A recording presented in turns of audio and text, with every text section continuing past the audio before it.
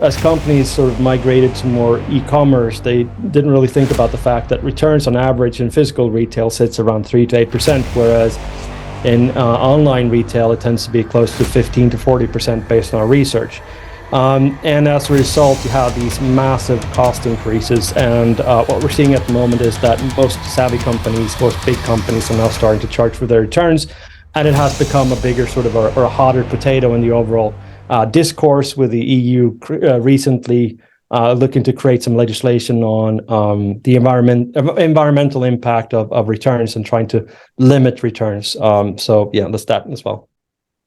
Right. So the things we predicted last year were, among other things, that we were at the end of what one might call an era of profitless prosperity, where capital, especially for e-commerce companies and DTCs, would become a lot more expensive and a lot more difficult to come by.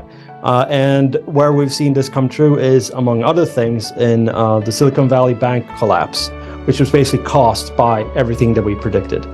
James? Yeah, we also predicted a slowing down in many of the major world economy geos, driven by significantly rising inflation as a result of the war in the Ukraine, and households beginning to tighten their belts, kind of linked to cost of living crisis as well in UK and Europe. So you've got this dual kind of pincer of cost of capital, so costs going up, and demand weakening as well. So we predicted both those eventual kind of outcomes. And the final outcome that we also predicted was the rise of distribution as a strategic kind of strategic importance. Being able to get your product into the hands of customers through kind of sophisticated supply chain networks, whereas historically, I suppose that part of the equation had been slightly ignored, or other third parties have been relied upon.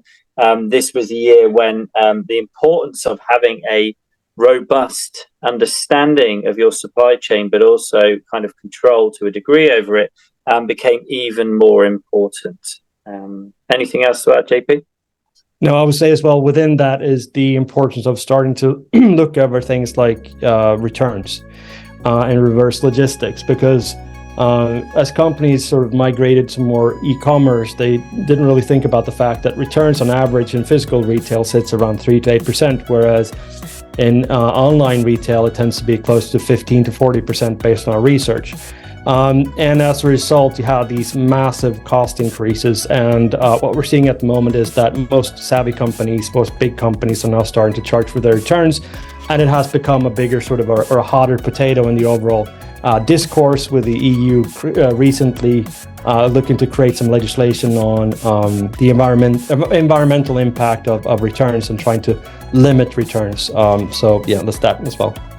And I think to add to that as well, it's a very timely chat actually, because ASOS, as seen on screen, as they used to be called, detailed how less than 6% of their customer base was responsible for over £100 million worth of kind of returns loss over the last financial year. This was entirely predicted last year by us at Cannes as a result of over 2 years hard work in this area. So there's kind of real world demonstration of that very recently. Oh, that's awesome. It's quite interesting what you talk about, that people will actually have to pay for the returns. That might cause a huge shift in probably the selling strategy, because at least in India, a lot of the growth of e-commerce has been because people feel confident about returning products, especially in the in the fashion segment, for instance, clothes, shoes, things which you have to try before you never know how they would fit you. But tell us about, you have certain predictions for the future at this year's cons. Tell us about them. Right. So this year we are going back to talk about some of the patterns that we're now seeing and the potential implications. One of them is that the capital pressures that we discussed last year are now starting to spread. So it's not just about sort of tech companies and trendy D2C companies or DMVBs and so on. Actually, at the moment, because of the interest rates and what's currently happening in the global world economy and sort of what that does for various sectors, actually it's going to become a problem for a lot of brands, if not most of them. So again, capital pressures will increase and spread. And we talk about this importance of efficiency from business going forward. As JP says, this profitless prosperity, or the era of profitless prosperity, has ended. That means a focus on the bottom line. That means a focus on driving cash through the business and profit. And thrown into this mix has been the rapid rise of generative AI and large language models. If you rewind back 6 months ago, no one would have heard of either. What we now see developing within this space is kind of a specialization, and what that means for many businesses is an increase in cost. These general models are prone to hallucinations, getting things wrong. They're generally right. Unfortunately, in many industries, that's no good. So what we are now envisaging is the rise of specialist kind of models, LLMs. And what that does is add a whole new layer of cost into many businesses' kind of operations if they are utilizing these models. So we've got this new technology that espouses or seems to suggest a huge amount of efficiency by driving out human interaction, whilst at the same time it looks as though it will actually drive up cost through the pursuit of perfection through specialist solutions. Very exciting. Yeah, and then the last one is a shift in innovation. So historically, what a lot of companies have done when things have sort of been, or when times have been good, is that they sort of play the big bets and they're always pressured to sort of make that next exponential leap. What we're going to see now, probably going forward, is a lot more parallel safe-to-fail experiments, much like we were talking about last year. Which is, instead of the big bets, you basically run small, cheap stuff, small experiments, and then you give it small amounts of resource, and the stuff that works, you'll give it more, and the stuff that doesn't, well, you scrap that basically. And I think overall this is a net good thing, because it will require, marketers not least, but anyone working in innovation, to actually be creative and think about what they're doing and be smart about what they're doing. And I think, again, that's a good shift, but it's a third shift that we're currently seeing.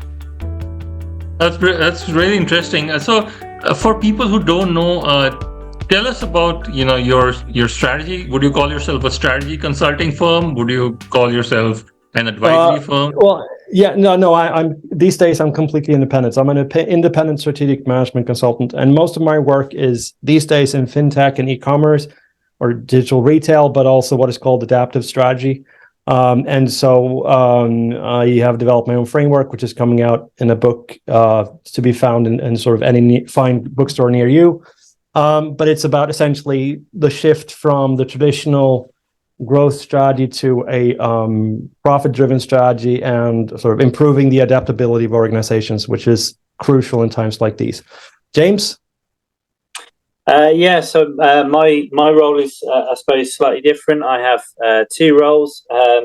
One where I'm kind of global VP marketing strategy and planning for Sage, or a big fintech company. And then I work with JP in terms of, I suppose, developing writing together and developing some of our kind of thought leadership points of view on the world and the world of business as it evolves. I have two hats on.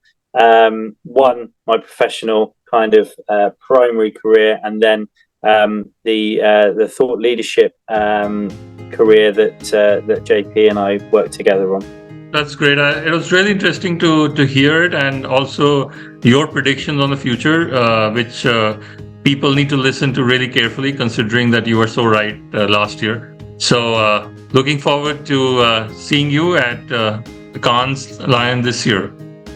Yeah, I'm looking forward to catching up. We'll be on the Audi K stage, hosted by Rourke on Wednesday, the 21st at 1 p.m. Central European Time. So, and by the way, if you're interested in seeing us, do come on time. Last year, it was completely overbooked, so they had to essentially refuse people at the door, which was fun for us, but not necessarily that much fun for people who didn't get to see us talk. Awesome. So we look forward to it. All right. Looking forward to it.